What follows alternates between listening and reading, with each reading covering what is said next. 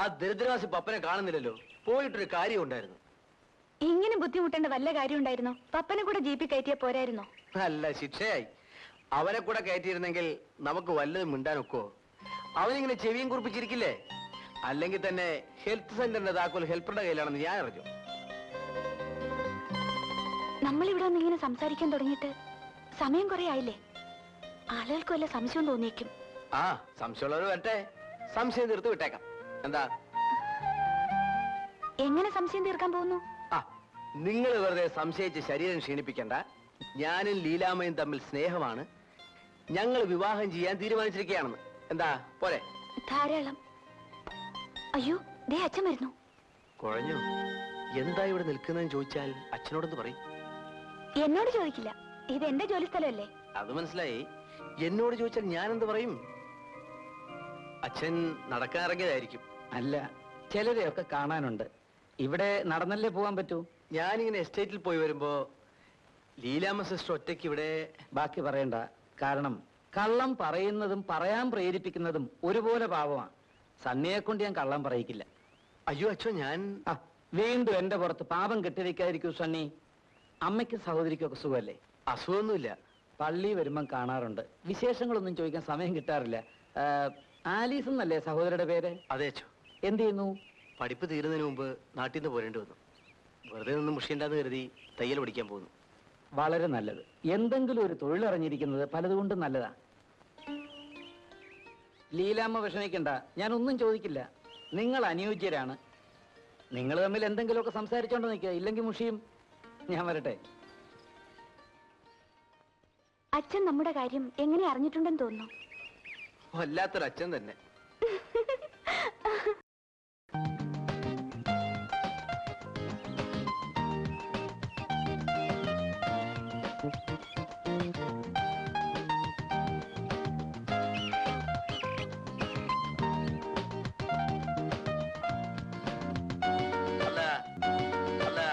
ഞങ്ങളുടെ പാർട്ടിക്കാരുടെ കാര്യത്തിൽ മുതലാളി ഒട്ടും ഭയപ്പെടേണ്ട.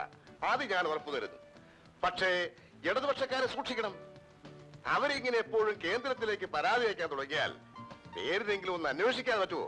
അതുകൊണ്ട് ഞാനിപ്പോ എന്ത് ചെയ്യണമെന്നാ വട്ടപ്പറ പറയുന്നേ? എല്ലാ കാര്യത്തിലും മുതലാളി കുറച്ചുകൂടി ഒന്ന് ശ്രദ്ധിക്കണം.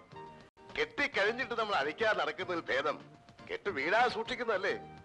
ഈ കാര്യം മുതലാളിയോടൊന്ന് പറയാനായിട്ടാ ഞാനിപ്പോ ഇങ്ങോട്ട് ഇറങ്ങിയത്. നിങ്ങൾ നിങ്ങളുടെ കാര്യം നോക്കണം വട്ടപ്പാറേ. നിങ്ങളുടെ കേന്ദ്രം വന്നാലും സ്റ്റേറ്റ് വന്നാലും മത്തായിമാർക്കിട്ട് ഒരു ചുക്കും ചെയ്യാൻ പറ്റില്ല. ഞങ്ങളെ കെട്ടാൻ വരുന്നവരെ കെട്ടാനുള്ള പണി ഞങ്ങൾക്കറിയാം. തൽക്കാലം പോയട്ടെ, എനിക്ക് വേറെ ജോലിയുണ്ട്. ഒരു ചെറിയ പ്രശ്നങ്ങളുണ്ട് മുതലാളി. എന്താ, വല്ല കല്യാണമോ മറ്റോ ആയിരിക്കും? അയ്യോ, അതൊന്നുമല്ല. ഇത് ബഹുജനങ്ങളുടെ പ്രശ്നമാണ്. മുതലാളി ദയാപൂർവ്വം ഒന്ന് പരിഗണിക്കണം. ആ, പറയണം. നമ്മുടെ ബസ് കിളിപാരി വരെ പോകുന്നു എന്നാണ് ബോർഡ് വെച്ചിരിക്കുന്നത്. അവിടം വരെയുള്ള ചാർജ് വാങ്ങുന്നുണ്ട്. പക്ഷേ കിളിപാടി വരെ പോകുന്നില്ല. അതുകൊണ്ട് ബസ് കിളിപാടി വരെ പോകാൻ ഏർപ്പാട് ചെയ്യണം. ഇതല്ലേ പ്രശ്നം? അതെ, അത്രേ ഉള്ളൂ. ബഹുജനങ്ങളുടെ ഒരു അപേക്ഷയാണ്. ആരുടെ അപേക്ഷയാണെങ്കിൽ ഞാൻ തള്ളിയിരിക്കുന്നു. കിളിവാടിയിലേക്കുള്ള തല്ലിപ്പൊളി റോഡിലൂടെ ബസ് വിടാൻ എനിക്ക് മനസ്സില്ല. എന്റെ ബസിന്റെ ടയറും പ്ലേറ്റും പോയാൽ രൂപ പോകുന്ന എന്റേതാ. അങ്ങനെയാണെങ്കിൽ ഒരു കാര്യം ചെയ്തേക്കണം മുതലാളി. കിളിപാടി വരെ ബസ് വിടണ്ട. ബസ് പോകുന്നിടം വരെയുള്ള ചാർജ് മേടിച്ചാൽ മതി. പ്രശ്നം തീർന്നില്ലേ? ബഹുജനങ്ങളുടെ പ്രശ്നം തീരും. പക്ഷെ നേതാക്കന്മാരായ നിങ്ങളുടെയൊക്കെ പ്രശ്നം കുഴയും. പാർട്ടിക്കെന്നും തെരഞ്ഞെടുപ്പിനും എന്നൊക്കെ പറഞ്ഞു വരുമ്പോഴേ വാരിക്കോരി തരുന്നത് ഇങ്ങനെയൊക്കെ ഉണ്ടാക്കിട്ടാ. പോയി പണി നോക്കണം.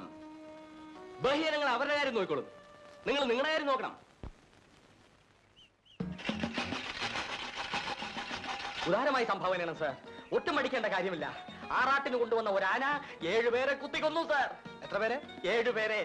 7 കുടുംബങ്ങളിലും കൂടി 756 മനുഷ്യ ജീവിതങ്ങളെ പട്ടിണിയിൽ നിന്ന് രക്ഷിക്കുന്നതിന് വേണ്ടി ഉദാരമായി സംഭാവനയാണ് സാർ. നിർത്ത്. ഞാനൊരു സംശയം ചോദിക്കട്ടെ. ഈ 7 പേരിൽ ഒരാള് പോലും ഇൻഷൂർ ചെയ്തിരുന്നില്ലേ? അയ്യോ, ഇല്ലല്ലോ സാർ. അതവർക്ക് അറിയില്ലായിരുന്നു. കഷ്ടം. കണ്ടോ എത്ര ലക്ഷം രൂപയാണ് ആ കുടുംബങ്ങൾക്ക് നഷ്ടപ്പെട്ടെന്ന് നോക്കൂ. അപകടങ്ങൾ ഓർക്കാപ്പുറത്താണ് തല്ലി വന്നു വീഴുന്നത്. കരുതിയിരിക്കുന്നതാണ് ബുദ്ധി. അതൊക്കെ പോട്ടെ, താങ്കൾ ഇൻഷൂർ ചെയ്തിട്ടുണ്ടോ? ഇല്ലല്ലോ. എങ്കിലും ഉടനെ ചെയ്യണം. താങ്കളുടെ തൊഴിൽ വെച്ച് നോക്കുമ്പോ കയ്യും കാലും ഇൻഷൂർ ചെയ്യുന്നതാണ് നല്ലത്. കാര്യം ഇതുപോലുള്ള തൊഴിൽ കൊണ്ട് നടക്കുന്നവരുടെ കയ്യും കാലും ആളുകൾ തല്ലി ഒടിക്കും. അപ്പൊ ഇൻഷൂർ ചെയ്താൽ വീണു പോയാലും പട്ടിണി കൂടാതെ കഴിയാം. എന്തു പറയണു? എഴുതട്ടെ ഒരു പോളിസി? അല്ല വരട്ടെ വരട്ടെ. ഒന്നുമില്ല. പോയി വാ മോനെ, നമുക്ക് ഇടയ്ക്കിടയ്ക്ക് ഇങ്ങനെ കാണാം. കുറെ കാലം ഞാൻ ഇവിടെ ഉണ്ടാവും. എങ്കിൽ നമുക്കൊരു ഐക്യ മുന്നണിയായിട്ട് നീങ്ങിയാലോ? തെരഞ്ഞെടുപ്പ് വരികയല്ലേ? വേണ്ട വേണ്ട, ഒരു മുന്നണിയും വേണ്ട. പിരിവ് വേറെ, LIC വേറെ. സ്ഥലം ഇവിടെ. ഇവൻ എവിടുന്ന് വന്നടാ?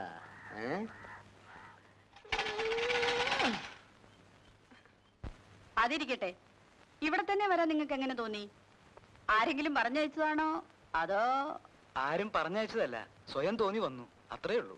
കണ്ടോ, ഇതാണ് ദൈവനിശ്ചയം എന്ന് പറയുന്നത്. എനിക്കൊരു സഹായിയെ വേണമെന്ന് കുറെ നാളുകൊണ്ട് ഞാൻ വിചാരിക്കുന്നു. ഉടനെ ദൈവം അയച്ചെന്ന് കണ്ടോ? എന്ത് സഹായമാണ് നിനക്ക് വേണ്ടത്? നിനക്ക് സഹായത്തിന് ഞാനില്ലേ തെങ്ങനെ ഇവിടെ? നിങ്ങളുടെ ഒരു സഹായം ഒന്നും വേണ്ടാതെ മനുഷ്യ അവിടെ. നിങ്ങൾക്ക് ചായക്കടപ്പണി വല്ലതും അറിയാവോ? ഞാനൊരു ഇൻഷുറൻസ് ഏജന്റ് ആണ്. ആയിക്കോട്ടെ, ചായക്കടപ്പണി ചെയ്യാമെങ്കിൽ നിങ്ങൾക്ക് ഇവിടെ താമസിക്കാം. ഇവിടെ വരുന്നവരെയൊക്കെ ഇൻഷുർ ചെയ്യുകയും ചെയ്യാം. സമ്മതാണോ? ഓ സമ്മത. ആ, എങ്കിൽ ഈ പെട്ടി എടുത്തകത്ത് വയ്ക്കൂ. അപ്പൊ എന്റെ പെട്ടിയോട് ജഗതേ. അതടുത്ത് പുറത്തോട്ട് വയ്ക്കും. ജഗതേ, ഇങ്ങോട്ട് നീങ്ങുന്നേ. ബാ. ആ, ആദ്യമായിട്ട് ഇദ്ദേഹത്തെ ഒന്ന് ഇൻഷുർ ചെയ്യുന്നത് നല്ലതാണെന്ന് തോന്നുന്നു. പണം കിട്ടും. കിട്ടുവോ? പിന്നെ ഭാഗ്യം, ഭാഗ്യം. പറഞ്ഞിരുന്നില്ല, ഭാഗ്യം. കണ്ട, ഭാഗ്യം നിങ്ങളെ വിളിക്കുന്നു. കേരള തൊടണ്ടേ, കർണാടക തൊടണ്ടേ, ആന്ധ്ര തൊടണ്ടേ, തമിഴ്നാട് തൊണ്ടടേ.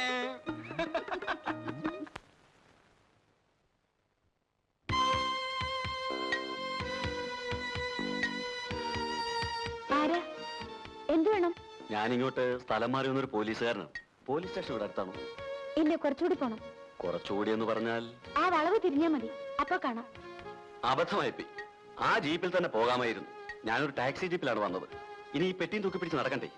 ആ, ഈ പെട്ടി ഇവിടെ നിന്ന് വെച്ചോട്ടെ. പോലീസ് സ്റ്റേഷൻ കണ്ടുപിടിച്ചിട്ട് തിരിച്ചു വന്ന് എടുത്തോളാം. അത് വേണ്ട, നിങ്ങൾ തിരിച്ചു വരുമ്പോ ഞാനിവിടെ ഇല്ലെങ്കിലോ?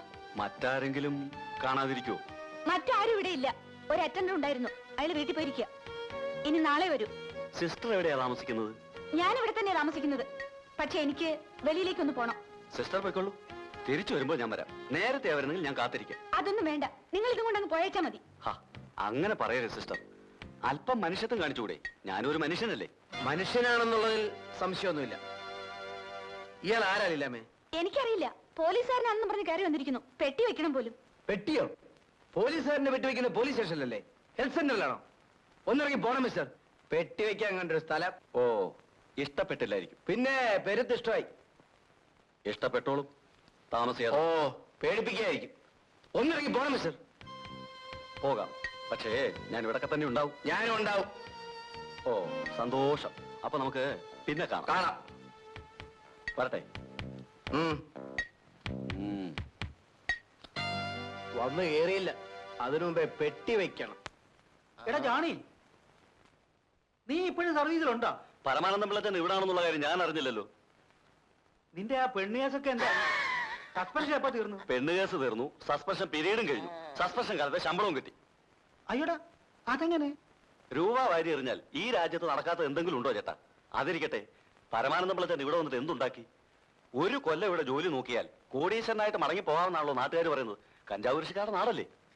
ഈ നാട്ടിൽ പലയിടത്തും കഞ്ചാവ് കൃഷി നടക്കുന്നുണ്ടെന്നുള്ളത് സത്യമാണ്. അതിന് കൂട്ടുനിൽക്കുന്ന ഉദ്യോഗസ്ഥന്മാർക്ക് അതിന്റെ പങ്ക് കിട്ടുന്നുണ്ടെന്നുള്ളത് സത്യമാണ്. പക്ഷേ എന്നെ നിനക്ക് പണ്ടേ അറിയാൽ. അറിയാം. അതുകൊണ്ടല്ലേ ചേട്ടൻ ഇവിടെ കണ്ടപ്പോൾ ഞാൻ അത്ഭുതപ്പെട്ടു പോയത്. കൈക്കൂലി വാങ്ങുന്നത് പോയിട്ട് ഒരു തെറി പോലും പറയാത്ത ചേട്ടൻ എങ്ങനെ ഇവിടെ വന്നു? ഈ വയസ്സുകാലത്ത് ഞാനും വല്ലതും ഉണ്ടാക്കുന്നെങ്കിൽ ഉണ്ടാക്കിക്കോട്ടെ എന്ന് മേലധികാരിയൊക്കെ തോന്നിയിരിക്കും. പക്ഷേ എന്ത് ഫലം? ഞാനാണെങ്കിലേ 25,000 രൂപ കൈക്കൂലി കൊടുത്താ ഇങ്ങോട്ട് സ്ഥലം മാറ്റം മേടിച്ചത്. അപ്പോ നീ അത് മുതലാക്കുക എന്നുള്ളത് തീർച്ചയാ. ഇല്ലെങ്കിൽ പിന്നെ ഞാൻ ഇങ്ങോട്ട് വരുമോ ചേട്ടാ? പിന്നെ ഒരു കാര്യം, ആ, ഇവിടെ മുതലാളിമാര് കഞ്ചാവ് കൃഷി നടത്തുന്നുണ്ട്. പോലീസുകാരൻ തൊട്ട് മന്ത്രി വരെ ഉള്ളവർക്ക് അതിന്റെ വിഹിതവും കൊടുക്കുന്നുണ്ട്. ഓഹോ. പക്ഷേ ഇവിടുത്തെ നാട്ടുകാരുണ്ടല്ലോ, അവര് പരമപാവങ്ങൾ, പിന്നെ നല്ലവരുമാണ്. പിന്നെ ഈ പെമ്പിള്ളാരെ കാണുമ്പോ നിന്റെ ഒരുമാതിരി ഒരു ഒരു ഒരു ഒരു വിരിവിരിപ്പുണ്ടല്ലോ. എന്താടാ ഉത്തരവ്. ആ സുഖക്കേടുണ്ടല്ലോ, അതിവിടെ കാണിക്കരുത്. ഈ ഷേപ്പേ മാറിപ്പോവും. ഞാൻ പറഞ്ഞില്ല എന്ന് വേണ്ട. അതൊക്കെ ഞാൻ നിർത്തി പരമാനന്ദം പിള്ള ചേട്ടാ. നീ അറിയോ? എടാ ജാണി, അണ്ണാ മരം കയറ്റം മറന്ന കഥ എവിടെയെങ്കിലും കേട്ടിട്ടോടാ.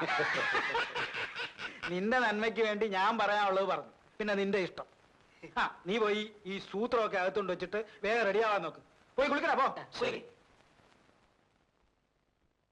ഒരു കാര്യം പൗലോസിയേട്ടൻ മനസ്സിലാക്കണം. എല്ലാ ആവശ്യങ്ങളും കഴിഞ്ഞ് ഇൻഷൂർ ചെയ്യാമെന്ന് വിചാരിച്ചാൽ നടക്കില്ല.